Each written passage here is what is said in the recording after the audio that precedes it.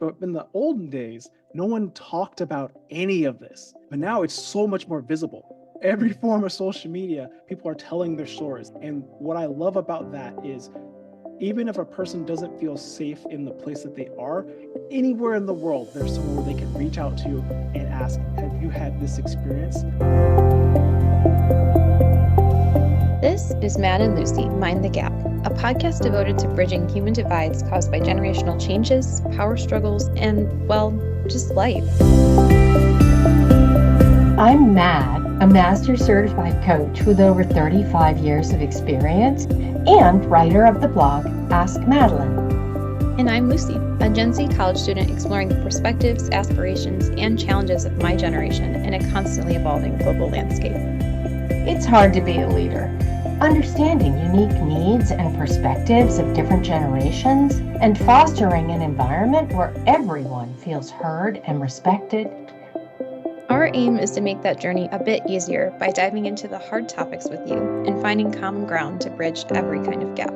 So join us now as we mind the gap.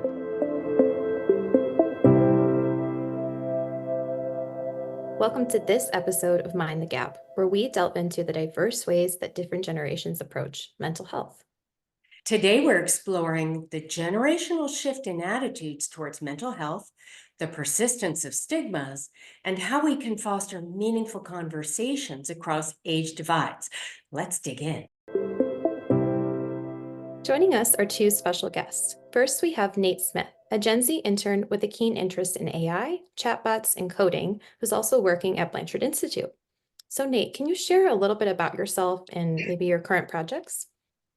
I'd love to. I'm Nate, he, him, and I'm 26. I'm located in Escondido, California. I'm currently just working on just learning about coding in general, all sorts of things from just programming, operating systems, security, but chatbots and AI is kind of what I'm helping Blanchard and Blanchard Institute with, and it's been an awesome experience. I was really kind of down and out for a while, and this internship kind of helped bring me back.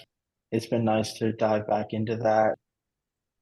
I've dealt a lot with mental health. It's been a pretty long 6 years, and it's kind of finally getting better, partially because of the internship and partially just things are starting to get worked out. And actually filling out this podcast like questionnaire, I was able to talk to my parents better, and it helped kind of bring us closer. So that was pretty cool. Thank you for sharing that, and thank you for being here. Yeah, it's great to be here. And our second guest is Terrance Cooley, an inclusion, diversity, equity, and accessibility policy advisor, a cyber threat hunter, and a retired foster care resource parent known for his insights on a wide range of topics such as DEI, cybersecurity, and now human resources. Terrance, we're so eager to hear from you as well. Thank you. It's good to be here. Terrance Cooley, he, him. I am active duty military, and full disclosure, the views I express are my own. They do not belong to the Department of Defense. There's no endorsement intended or implied. I currently work as a strategic human resource advisor in our research and development center.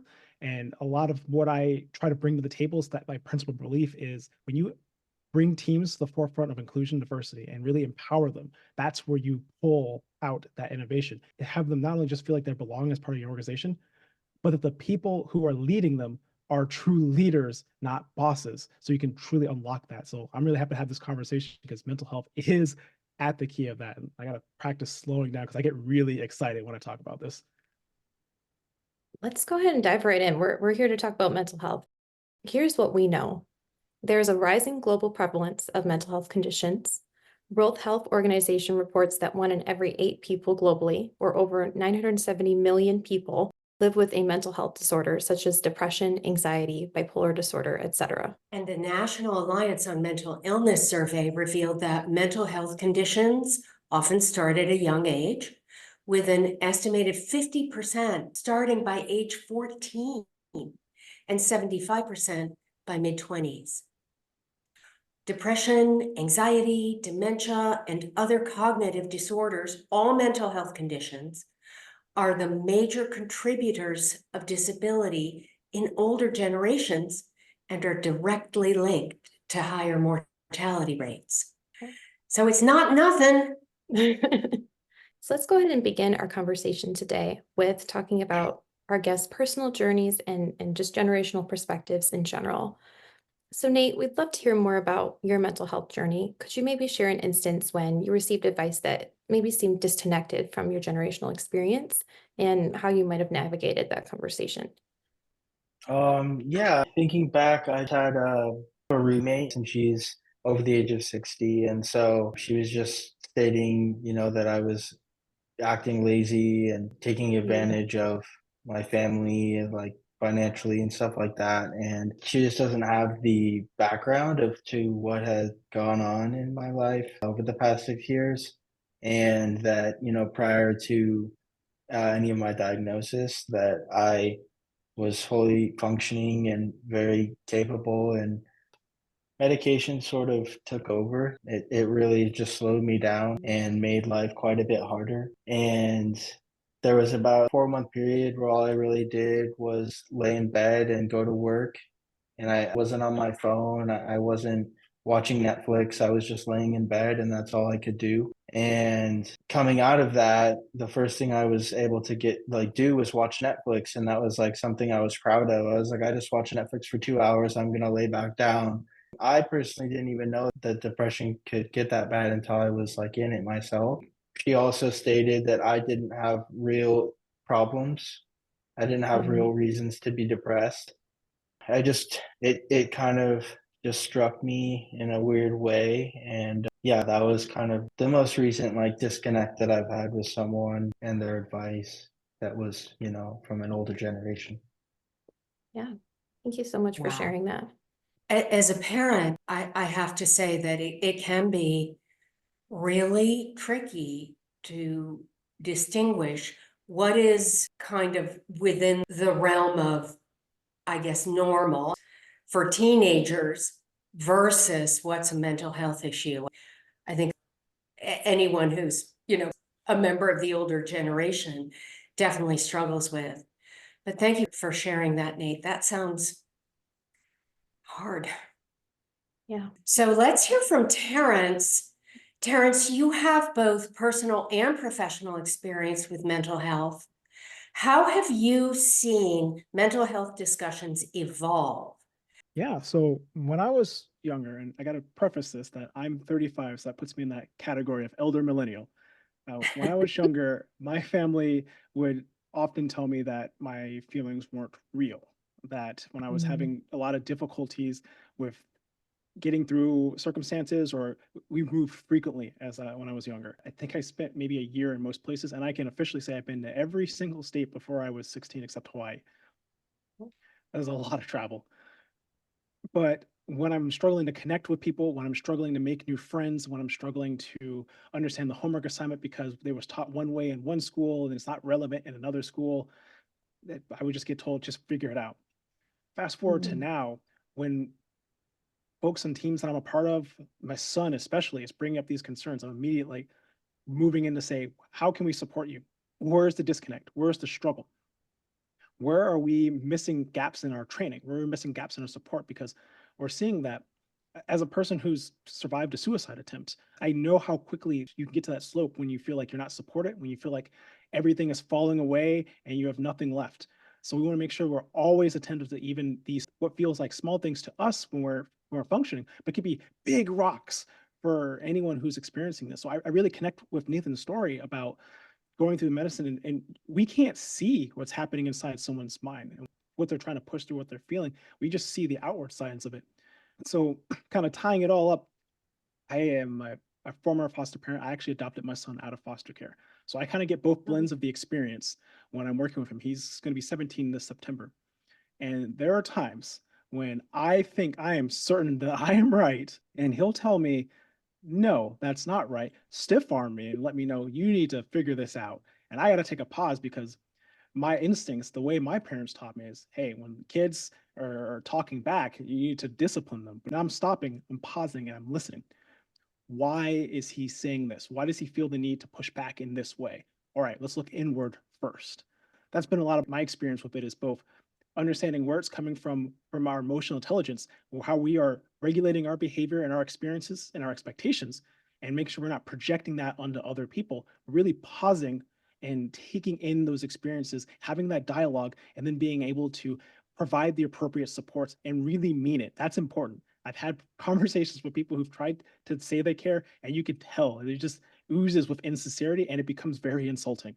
So you have to care.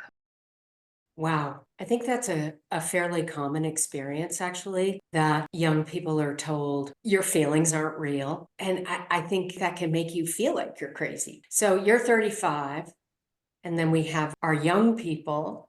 I'm 63, and the way I always experienced mental health issues through my youth and then most of my adulthood, it was mental health issues are not to be talked about. People who struggle with mental health issues are weak and they just need to buck up, you know, and a lot of shame. So when I ended up being a parent of a child with cognitive issues and then addiction issues, and now mental health struggles, I started attending support groups at NAMI, the National Alliance on Mental Illness. And it was quite the learning experience. And when I started talking about it, here's the crazy thing. Every single person I shared with said, my uncle, my niece, I have a child, my mother. Every single person I spoke to had a loved one who had had significant struggles with mental illness. And I really thought, what is it about our culture that we don't talk about this? I just was really quite stunned. So we're talking about it. Yeah, that's so powerful. Yeah, I'm sort of the anomaly of that experience. I think because my grandma on my mom's side has a plethora of mental health conditions that I think have made her not the most sympathetic parent at different points in her life. And because my mom had to go through that, she is definitely not that way with me. Like growing up, it was always your feelings matter. So tell me what they are. Let's figure out where they're coming from. Let's figure out how we can move forward to where you don't have to feel this way. And I think that's kind of a rarity, which is sad, but I can say from my experience, I do think I'm better for it. I feel more confident in my ability to manage my emotions than I think, unfortunately, a lot of other people my age even can say. Well, your mom is extraordinary. I think we all agree. She is. Yeah. But suffering with a loved one who has mental illness, I think people have two choices, right? They can shut down and pretend it isn't happening, which obviously is not what your mom did. Your mom used her experience to educate herself and get better at dealing with it. I think that's kind of a perfect transition into our next topic, which is looking at sort of coping mechanisms between generations. So going back to you, Nate, there are generational differences in our mental health awareness, education, and viewpoints. We know this, but there are also different places that we look to for help. So Nate, in today's digital age, what coping mechanisms have you personally found effective? There's a couple things I want to get into on that. And personally, recently I found hiking to be a good outlet and getting back into martial arts. I just went to a jiu-jitsu class the other day and it was really fun. It was just a good community and they like do namaste after they wrestle each other and it's just like it was a very cool experience to be there and it brings me a lot of joy and I mean in the past, man, a lot of Netflix. I just had a friend pass away the other week, and he struggled with mental health issues as well. And he unfortunately turned to using drugs and alcohol. I think people that struggle with mental health, that's a lot of what they want to fit in with I mean, I'm pretty sure the majority of people drink alcohol. Um, Personally, like I've been clean and sober for a little over 2 years, and I've reached a point where that's no longer where I'd like to go. I don't want to get back to that life, which I really wanted to for a long time. I found just learning coding and picking up on hobbies I think the biggest thing that has really helped me is reading. My stepmom had always pushed me to read. Like if it was for school, I would do it, but other than that, it wasn't something I'd like to do. And I was like, I'm gonna have to read for this internship, and so I started reading, and I've really just kept up with that, and it's been a great coping mechanism for me. 100%. I love that you have such a variety, right? You go from wrestling and having a community to something like simple and quiet, like reading. And I think maybe what the ideal for Gen Z is that we're not reliant on these substances to feel okay, that we are just okay in ourselves and we can find joy in little things like having a community where we can come together. And then at the end of the day, we can still say namaste. I think that's what we're all after, right? Matt, it looked Yeah. like your gears were sort of turning too. My gears are turning in 100 different ways. But I also think I heard in what you said, Nate, that maybe before you didn't have any choice, you were just at the mercy of how your brain was functioning, and that through all the work that you've done, you now just have so much more choice. Mm. Yeah. Yeah. And generation wise, gosh, you reminded me of an incident. When I was about 17 years old, my parents had a really good friend who had stopped drinking and had gone to AA and was recovering from alcohol addiction. And I was really interested in what he had to say, and I really liked him. I thought he was a great guy. But my parents would ridicule him and mock him. My parents' generation, they really drank. They were the Mad Men generation, right? And I was just so shocked at the way they judged him instead of being supportive. And I was only 17, right? But I remember thinking, it seems to me that you guys are threatened by change in his life. Anyway, so that's some of the wheels you saw turning there, and just all the generational differences. But let's hear from Terrance now. Terrance, reflecting on your extensive experience in both the military and a foster parent, how have you seen the approach to mental health support evolve? And what kind of situations where traditional methods were challenged or dismissed? And how have you kind of bridged the gap? Ooh, that is quite a question. How much time do you have? It is, it's a lot. I'm sorry. When I was very young, I remember internet being digital subscriber lines, DSL, and you would have a spare phone line that you would plug into a computer and it would make the crazy sound. And if someone called the phone number, your internet connection would go down. So there wasn't a lot of, it was really just the TV. Really, social media didn't exist back then.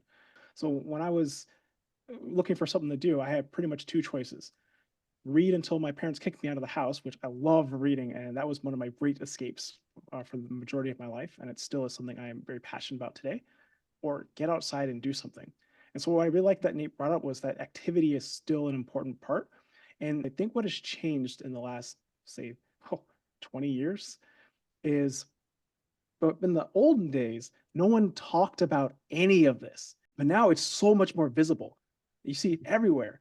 Every form of social media, people are telling their stories, they're sharing their experiences. And because it's become so open, it's made it more comfortable and safe for people to talk about it than it's ever been in my lifetime before.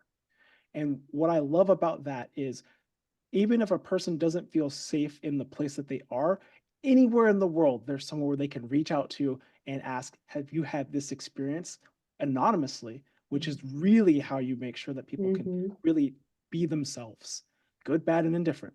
Yeah. I would say the biggest shift in terms of where traditional means are challenged or dismissed is where I'm seeing is a lot of my coworkers, peers, friends aren't really using the traditional social worker or therapist or licensed marriage and family therapist or counselor. They're reaching out on Reddit or discussion boards, Facebook groups, watching TikTok, and they're finding other people who've had like experiences and starting their own discussion forums, their own places, their own safe spaces. And I love that, but I'm always a little worried because anyone can say anything in this day and age. And so there's a certain amount of vulnerability that can be exploited there. But if that's what it takes for people to be able to be authentic, feel safe, and get the help they're looking for, or something that makes them feel a part of it, then the thing we need to look at is how do we make those places truly safe so they aren't exploitable, and so that people can continue to find the resource they need. But I think just the mass availability of the conversation, the topic, the openness is the biggest change that I've seen. And even in foster care, that often the kids would come talk to us because we've established the trust with them, versus going to the therapist that they have because they see them once a month, but they see us every day. Wow. Boy, that's so true about the more availability of like-minded people, of accessing conversations about what you're experiencing that others have been experiencing with the advent of social media. I mean, when I was growing up, we didn't even have a television. So I grew up a little like you, Terrance, in that we moved a lot and all I had was books. So books were my best friend. But that was how I found my solace and my people. And also a way of escaping my own reality when I needed to. And probably anything I knew at all about mental health or mental health struggles was from reading other people's stories in fiction and nonfiction. I hear your concern, Terrance, that there is so much available, but how do people know if they found quite the right conversation or the right people or the advice that they're getting is the best possible advice? I don't know. What do you think, Lucy? Oh, I mean, I'm thinking about my own experience, right? Sometimes I'll find myself like late at night, if I don't want to go to sleep right away, I'll open Threads and I'll just scroll, because with the algorithm, it just puts you in touch with people who are share experiences or interests or whatever. It's really creepy and it knows everything about me. And I imagine that when it comes to things like this, it's pretty similar, that technology is trying to help us find people that are sharing our experiences. And even like I never participate, like hardly ever, but I'll spend like 30 minutes reading what other people have to say. And something about that, I still get a sense of belonging from that. Like that in itself is meaningful to me. And so I would hope that when it comes to looking at maybe the benefits of being so connected to one another through social media, that even for people like me who maybe are finding people who are sharing experiences with things like anxiety and depression, especially people in their age group who are just being open about it, even if they're not having a conversation, that simply the transparency of the conversation and of their experience is helpful to the person that's reading it. So that's kind of my thought about that. Is that I would hope that it's at a base level, a great way to help us all feel like we're not so abnormal and we do belong. There's a need for everyone, no matter what generation you're part of, to reach across the divide and help each other, right? I think that's something we can all agree on. So with that in mind, Nate, what approach or technology has your generation adopted to support yourselves around mental health that you believe older generations could benefit from understanding or adopting?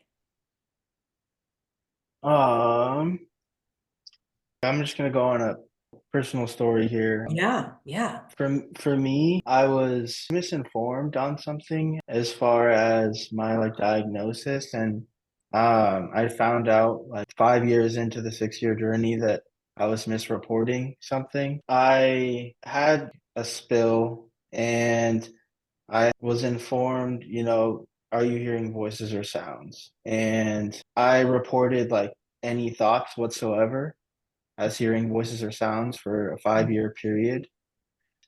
I did not know that like what intrusive thoughts were. I didn't know many things. And my parents were always, trust the doctor, listen to the doctor. And like we just had it wrong for so long. And I put this together, like as far as technologies, I was talking to ChatGPT about it.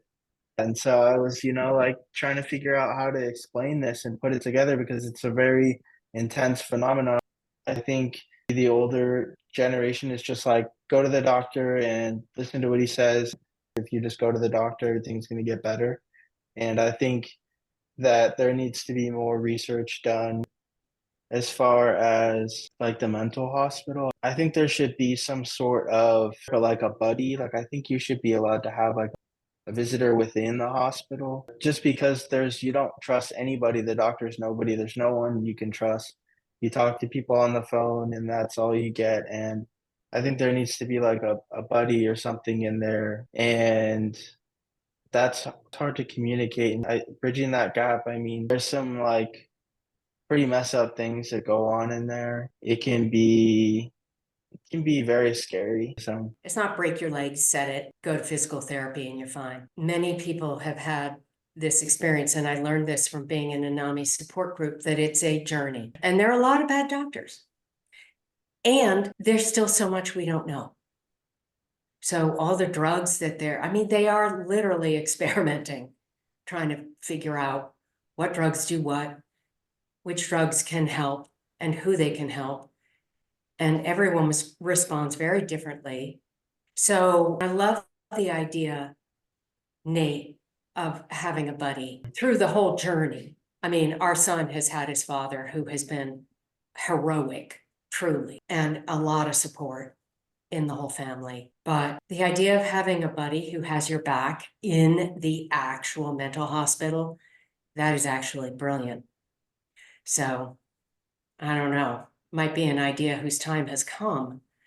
Terrance, something to think about in all of your big goals. I do like that idea because one of the things that has been really important for, especially some nice journey, is establishing trust. And you can't get trust if you're not getting enough exposure to somebody. If you don't have, like, he has people that he'll tell certain things that he'll never tell me, and I had to accept that because he's had trusted relationships with people long before he met me. So there will be things that he'll start to tell only me that he won't tell other people because we were developing a relationship based on consistency. How I respond to him is how he expects my responses to be, and when I deviate, he gets upset, understandably, because many other people in his life have deviated from those expectations. So when I think about having like a buddy, that's someone you know that you've already vetted, that you've trusted, and can have that helpful outside perspective who might help translate what's happening and put barriers up on your behalf when you might not be able to do that. So I actually really do love that idea. I know that's something that I've tried to do for my son as well, because he has a very unique way of talking to people. And often I have to explain his thoughts to people, but that's kind of the relationship we've developed. So there's already a lot of models of that relationship already working. I think the hardest part is making sure you have somebody who you can trust, because if you just get assigned a buddy, you still are going through that process of developing and learning and trusting them through those consistent actions. But even that's better than nothing. And maybe that's a part you do before going into a treatment to really have that relationship established so they can help guide you. I think there's a lot more to explore on that, but I think it's actually a really fantastic idea. 100%. My mom is my buddy. She's been my buddy my whole life. My unlicensed therapist. Yeah. It's really important to have that. All right. As we wrap up today's conversation, we want to end with the same final question for each of our guests. Please share a piece of advice to your peers. What's one thing that you believe is crucial for improving mental health understanding or support? And why do you think it's important? Terrance, we can start with you. I think emotional intelligence is really at the core of this, especially from us who are a little bit older and who feel more comfortable in our experiences and feel more comfortable speaking up because we have less, it feels like anyway, we have less to lose. Being able to regulate your emotions and say, okay, I'm upset right now. I've heard some irritating thing. I should not take it out on my subordinates and direct reports to my team.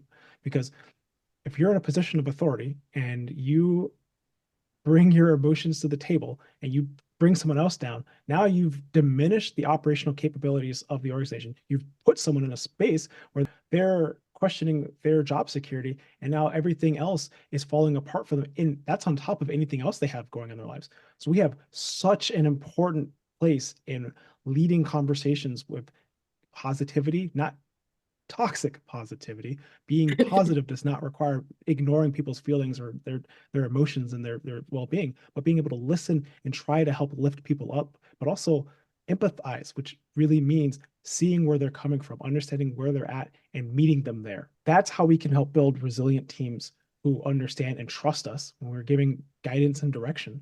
And that's how we start generating the next generation, bringing them up to where we are so that they can do that and more. I've already seen in this generation, like high schoolers, teens, young men, women in college advocating for things that at my age group, we're kind of like, I don't know, but you see how effective they are. So we should be encouraging that by teaching what we know so the next generation is always better than us. And that starts by understanding where we are emotionally and not lashing out at people, not distancing ourselves from people, but actually truly being a part of the journey, inviting ourselves into a place where we could be patient, understanding, and caring, and make others feel safe. That's how you foster psychological safety. Mic drop. That's amazing. I love that. Meet them where they are. And how about you, Nate? What piece of advice would you want to share with your peers? Yeah, I think a big thing was communication, because communication is definitely lost with medication too, I believe. I think it's harder to communicate how you really feel and how things are going. And I don't know. It's hard to put into words even what advice to give, because it's this big, seemingly insurmountable things that many times in our lives. So I think it's completely okay to maybe not have the words. You don't have to say it perfectly. If we could say it perfectly, then maybe we would have figured it out by now. But I appreciate everyone in this room for being vulnerable and kind of stumbling through it together. Yeah, It'd be thanks for great. sharing your experience, because it's given me some things to think about as well. I do have a lot of folks on my teams who are much younger than me, and I'm always trying to think about how do I create the best spaces? How do I make the best policies? How do I advise the right things? So being able to actually hear more of an authentic experience really does help me wonder who else on my team has these feelings or has had these experiences as well. And that's exactly why we have these conversations. Well, and I think, at least when I was growing up, it was the people who are older are the authorities. They know what they're talking about. So just do what you're told and nobody gets hurt. Well, that is just not true anymore. So I think having all the voices be heard is what's going to make us all stronger.